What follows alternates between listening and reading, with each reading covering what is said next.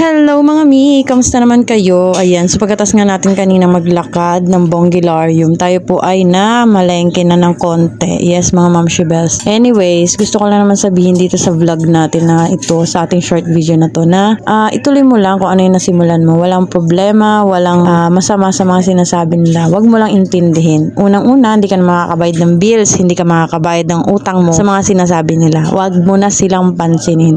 Hayaan mo na lang sila na magdaldal kung ano man yung gusto nila sabihin sa'yo. At gusto ko lang sabihin sa inyo na nothing beats a jet to your holiday. And right now, you can save 50 pounds per person. That's a 200 pounds off for a family of 4. O, diba? Bigla tayong napunta dun sa commercial.